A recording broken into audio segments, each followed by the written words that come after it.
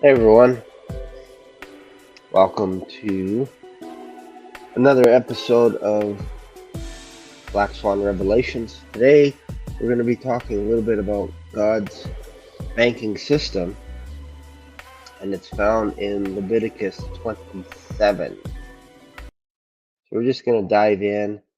I think the book of Leviticus gets a bad rap. I'm not going to go long in this video, but I thought I would start at the end of the book of Leviticus, and then sometime later I'm going to make a complete series. I'm just going to go through the book of Leviticus chapter by chapter. But the book of Leviticus seems to get a bad rap because people are like, wow, what's really going on in Leviticus? All these all these painful laws, rules, regulations, child sacrifice, devaluating children, women, seniors, all this. What's going on here? So I'm going to do my best to explain chapter 27, and this is just going to be just a small little snippet of what you'll get in the book of Leviticus when I do a complete series on it. Again, I haven't seen this taught anywhere before on YouTube. You can go ahead and search, just type in Leviticus 27.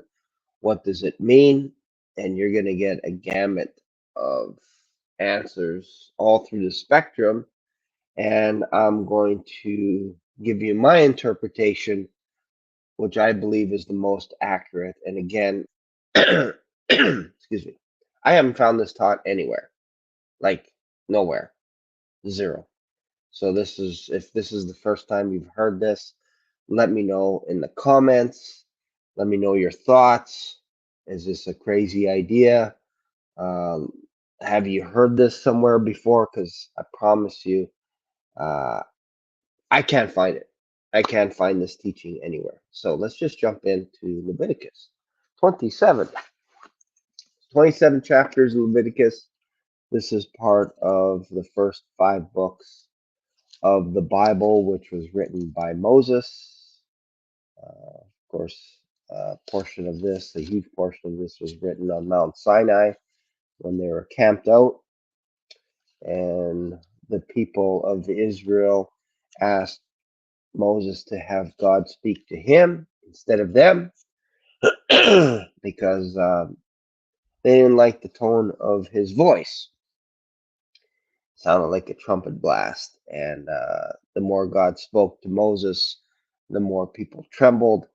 And they thought, you know what, it's just better, Moses, if you just talk to him, and then whatever he tells you, we agree to do it. And that's what Moses did. So let's go into Exodus 27. Thou shalt make an altar of shittim wood. Not Exodus, Leviticus. Leviticus 27. Leviticus 27. And the Lord spake unto Moses, saying, Speak unto the children of Israel, and say unto them, When a man shall make a singular vow, the persons shall be for the Lord by thy estimation. So again, this is written for the Levitical priests, and this is the transactions that are going to be happening in the future. So Moses is teaching the Leviticus priests how to handle this. This is basically Aaron and his sons. So again, speak to the children of Israel and say unto them, When a man shall make a singular vow, the person shall be for the Lord by thy estimation. And thy estimation shall be of the male from 20 years old even unto 60 years old, Even thy estimation shall be 50 shekels of silver, after the shekel of the sanctuary. And if it be a female, then thy estimation shall be 30 shekels. And if it be from 5 years old even unto 20 years old, thy estimations shall be of male 20 shekels, and for the female 10 shekels. And if it be from a month old even unto 5 years old, then thy estimation shall be of the male 5 shekels of silver, and for the female thy estimation shall be 3 shekels of silver. And if it be from 60 years old and above, if it be a male, then thy estimation shall be 15 shekels, and for the female 10 shekels. But if he be poorer than thy estimation, then he shall present himself before the priest, and the priest shall value him according to his ability. That vow shall the priest value him. And if it be a beast, whereof man being an offering unto the Lord, all that any man shall giveth of such the Lord shall be holy.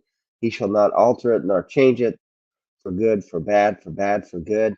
If he shall change it all, beast for beast, then it shall be the exchange shall be made holy. And if there be an unclean beast of which they do not offer sacrifice to the Lord, he shall present the beast before the priest, and the priest shall value it, and shall be good or bad. Thou shalt value it, who art the priest, so shall it be. But if he will redeem at all, redeem it. But if he will at all redeem it, then he shall add a fifth part unto thy estimation. Okay, so lots of stuff going on here.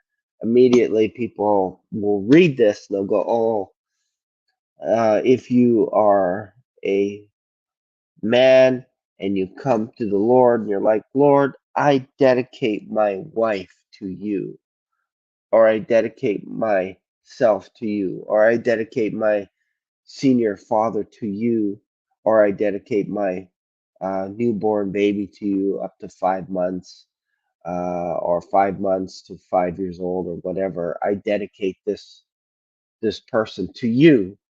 And then a person that's teaching this will say, well, if you change your mind, then it's 20% and all this kind of stuff. And it's like, no, no, no.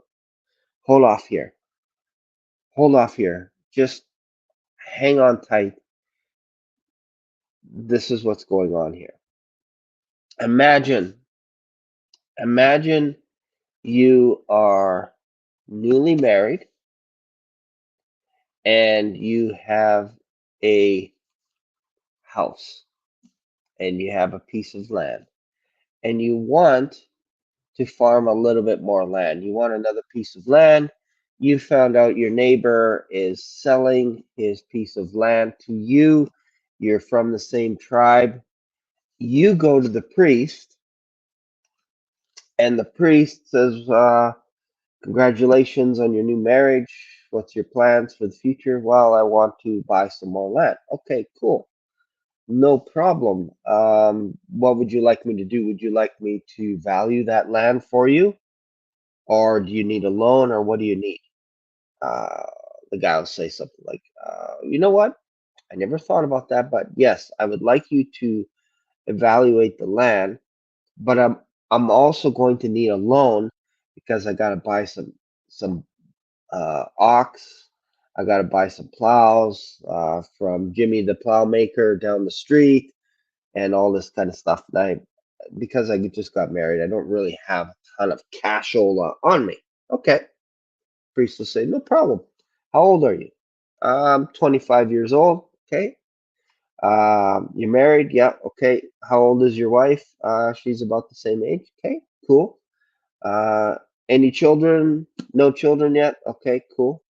Let's just say this guy had been married for 5 years. Any children?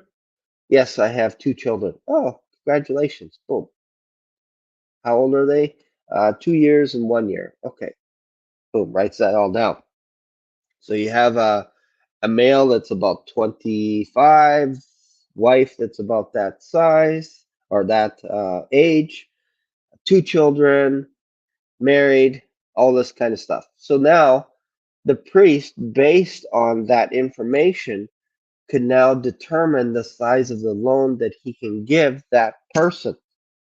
Also based on the timing of the year of Jubilee between year one to year 49, because we know at year 50, all land goes back to its proper owner. So, for example, again, if he wants to buy land from his neighbor, that land is going back to his neighbor eventually. It's almost like he's renting the land out. So, depending on when this happens during the year of Jubilee, that land will fluctuate. It'll most likely be at its highest value at year one of Jubilee, and at year 49, it would probably be at its lowest and highest risk because that's when the land goes back to the owner. So you don't want to necessarily make a big purchase on year 49, because just when you start getting going with your crops and you bought all these tools and everything, you got to give that land back on year 50. So you only have 1 year. So it's a little bit of a high risk, and it's a high risk for the bank of the sanctuary because they got to loan you money based on your age and all this kind of stuff. And there's a chance, a higher chance, that you're not going to be able to pay that back before the year of Jubilee. And God told Moses to tell the Israelites, especially the priests, not to worry about that. Like, don't be scared of it, because normally they would be nervous, especially if it was a foreigner. Imagine lending money to a foreigner that says the same thing. I bought some land, I need some equipment and all this stuff. And the priest is going, well, this guy's a foreigner. He's a high risk. So I got to tax some interest on it, some usury, if you will. Again, based on the age, the year of Jubilee, all this kind of stuff. So that's what's going on with this process. It's basically credit. Look at it as this is a credit check on each individual. So the more kids you have, the more credit you have. So if you have 5 kids, if you have 10 kids, man, your credit is amazing. Why? Because you're going to work hard to feed the family. And if you're working hard to feed the family, chances are you're going to be employed, you're employable because you're motivated to work and you're motivated to pay back your loan. And all loans are promises. And Jesus said, if you're gonna make um, if you're making vows and stuff, don't swear by yourself. Like, don't say, "I promise by the throne of God that I will pay back this loan," or "I swear upon my mother's grave I will pay back this loan," or "I swear upon my own head that I will pay back this loan." Like, Jesus said, don't do that. Like, don't do that stuff. That's craziness. And we do it all the time. We make promises that we don't keep. So in this time frame, the it wasn't good enough to just make a promise and say, "I swear that I will pay this back uh, on David's throne." You couldn't do that. It would be null and void. But you could say how old you were. You could say how much land you had, because that was valued as well at a certain, like, depending on the size and the crop on your land. You could also get a loan for that piece of land. So you can actually section off a piece and say, you know what, this piece of land, I would like to get a loan for it from the priest, and the priest would actually own that piece of land until you paid back the loan. If you didn't pay back the loan at the end of the year of Jubilee, or by the year of Jubilee, that land would become the priest. So there's more incentive for you to pay back when it comes to land. Now, if you have an animal, let's just say you want an upgrade for an animal. Let's say you have an ox and you're thinking, man, this ox isn't very good. He's okay, but he's slower than Buster Douglas down the road. His ox is actually faster than mine. He's getting his crops done earlier. So he's plowing the ground faster. So I'm going to take this ox to the priest. I'm going to get an evaluation on that ox, and I'm going to get some money for that to buy perhaps another ox from someone down the road, or I'm going to swap it out for another ox through the priest. Now you got to understand this, that when an ox gets dedicated to the priest, it has to be the best of your herd. So just say, for an example, weeks leading up to that, other people are dedicating their ox, their ram, their sheep, whatever it is, to the priest. The priests are looking at these lambs. They're going to see if there's any blemishes. Do they have one eye? Do they have three legs? Are are they? Is there something wrong? And then if there's nothing wrong, they will accept that gift, or they will accept it and they'll evaluate it, and then they'll give you shekels for it if you're asking for a loan. So again, back to our farmer guy, he's like, I'm trading this ox in to the priest, and the priest stock is actually the best in town, the best in all of Israel. So no matter what city you go to in Israel, these oxen are known as, these are the best oxen. So you're going to get a good deal. So the priest will look at your ox. You'll go, yeah, you know what? If you want a loan straight out, this is how much I value this oxen at. Maybe it's 20 shekels or whatever it is. So you say, you know what? Thank you very much. You give your ox to the priest. The priest gives you one of his oxes, and it's amazing. It's amazing. You're like, man, this is definitely an upgrade. So, or you get the ox and you're like, you know what? My ox was actually pretty good. This ox is a little bit older than I wanted. It works really hard, but it's an older ox than the one that I have. Maybe I could have trained it a little bit better. So I changed my mind. I want my ox back. The priest says, no problem, but it's going to cost you, especially if you dedicate it. If it was a swap, that's a different thing. But if you dedicated it and said, I need a loan for this beast, the priest gives you 20 shekels.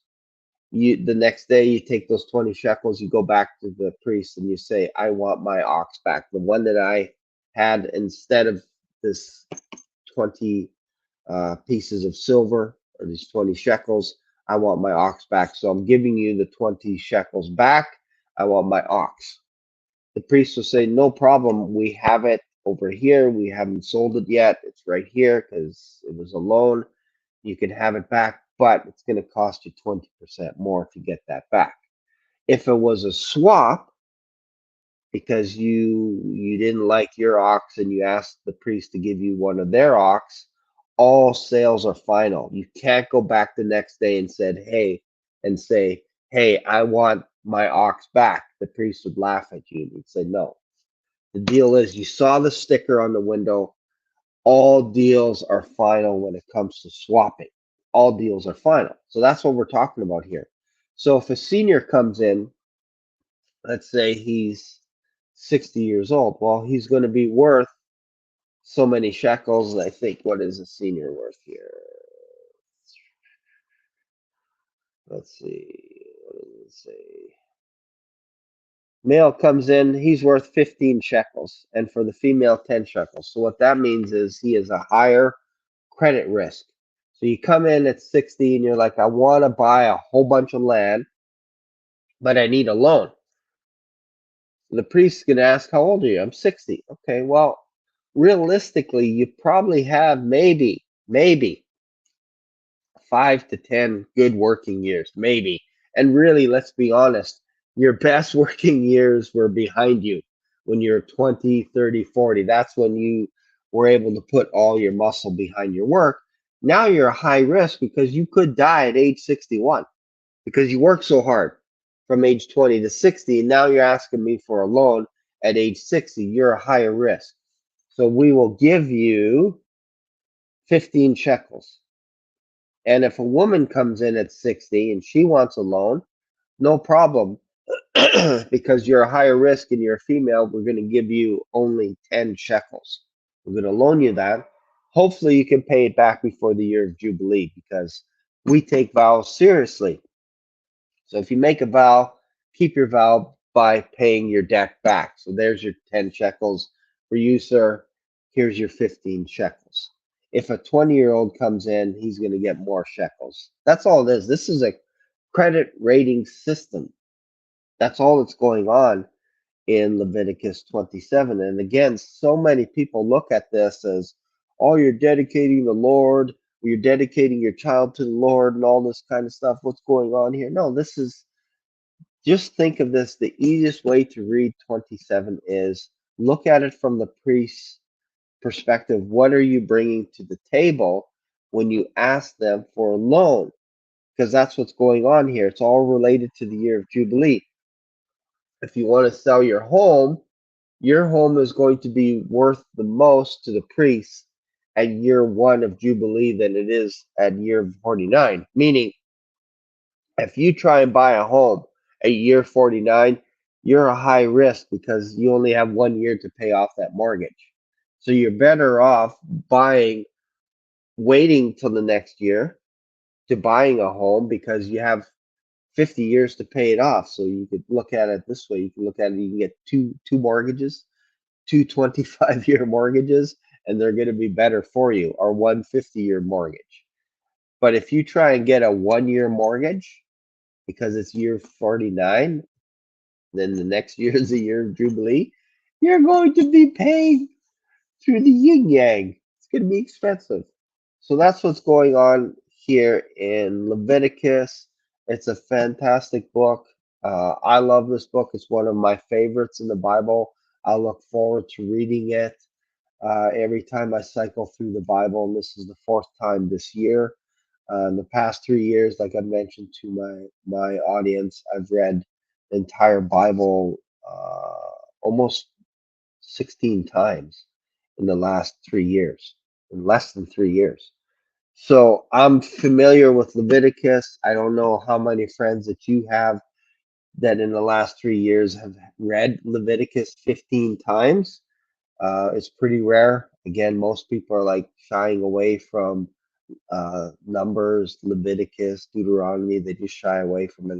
And what I like to do is I like to read the first 5 books in a row. Like I'll read Exodus, I'll read Genesis, Exodus, Leviticus, Numbers, and Deuteronomy, all 5, just like I do with the Gospels: Matthew, Mark, Luke, and John. I always read all 4 Gospels together, one after another, before I jump onto something else. Same thing here. I read the first 5 books of the Bible all in a row. That way I can get a little snapshot of what's really going on. And I encourage you to do that as well. So hopefully this helped. You understand that Leviticus is actually a fun book. It's actually the way I divide Leviticus. It's basically into 3 parts. You have a hospital, and you have a church, and you have a bank. So if you look at it from those 3 perspectives, that there's a hospital in case people get sick, and there's also a bank, and there's also a church, how to perform duties and all this kind of stuff, then Leviticus actually jumps out at you. So it's beautiful. It's a beautiful thing. Anyways, that's it for today's video. I hope you got something out of this. I know we didn't go through all the way through chapter 27, but to do it properly, I would probably need to spend at least an hour or 2 on each chapter to do it right. So that's my plan, is to start from the beginning, go through Leviticus chapter by chapter, and I hope you'll enjoy that Bible study. If you like this, then just leave a thumbs up. Let me know your comments. Let me know if you've ever heard a teaching like this before. Again, I don't think you have. I honestly, I can't find it. I've looked up several YouTube channels, and I can't find it. I can't find it. So thanks for watching. I will see you in another video. Bye for now.